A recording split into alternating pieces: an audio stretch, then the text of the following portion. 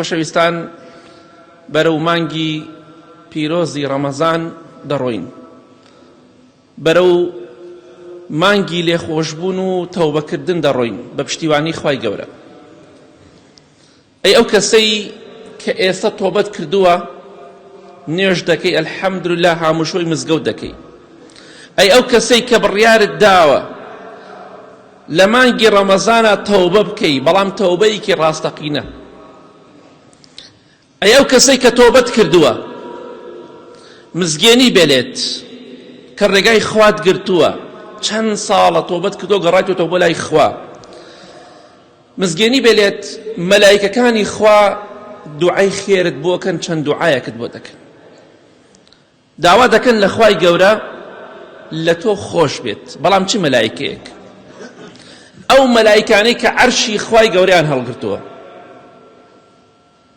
کە پێغەمبەری خوا فەرمێ صلی الله علیه وسلم ئەوەندە گەورەن ئەو مەلایکانە، سەلامی خوایان لەسەر بێت، تەنها لە نەرمایی گوێچکەیانەوە، یعنی ئەم نەرمایی گوێچکە کۆتایی گوێچکەت حتاکو بانشان چەندێکە مەسافەی خۆمان چوار پێش پەنجەیە. ئەفەرمێ 700 ساڵ ڕێگا ببڕی ئەم جا دەتوانی مەسافەی ئەوەندەیان ببڕی. ئەوەندە گەورن، ئەوەندە زەخمن. سەلامی خوایان لەسەر بێ. ئەو هەشت مەلایکەیە کە عەرشی خوای گەورەیان هەڵگرتووە، گەورەترین مەخلوقی خوا، ومن حەولەه، ئەوانشی کە بە دەوری عەرشی خوادان، هەر هەمویان چی دەکەن؟ ئەو مەلایکە گەورانە خوا مسەخەری کردووە بۆ چی؟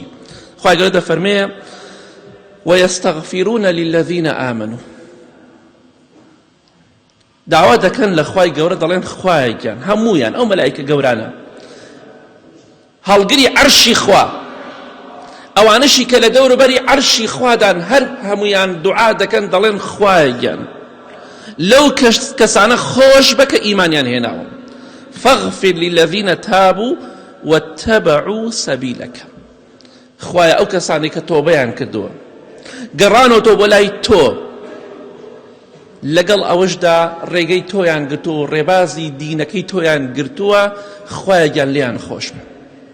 واللهی کاتێک کە تۆ ڕێگای خوات گرتووە، بە شەرعی خوا ڕازیت، تۆبەی ڕاستەقینەت کردووە، نوێژەکانت دەکەی، ئەو عیبادەتی خوا فەرزی کردووە لەسەرت جێبەجێ دەکەی، دڵنیا بە ئەو مەلایکە گەورانە سەلامی خوایان لەسەر بێ، هەموو کاتێ دەڵێن خوایە لە فڵان کەس خۆش بە، چونکە تۆبەی کردووە و عیبادەت بۆ تۆ دەکا و ڕێگای ئیسلامی گرتووە.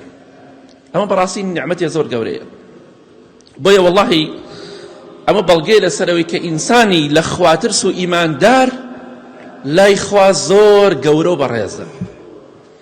ئەو کەسێک کە بەڕاستی ئیمانی هێناوە، تۆبەی کردووە، ڕێگای خوای گرتووە، دینی خوا بە دینی خۆی دەزانێت،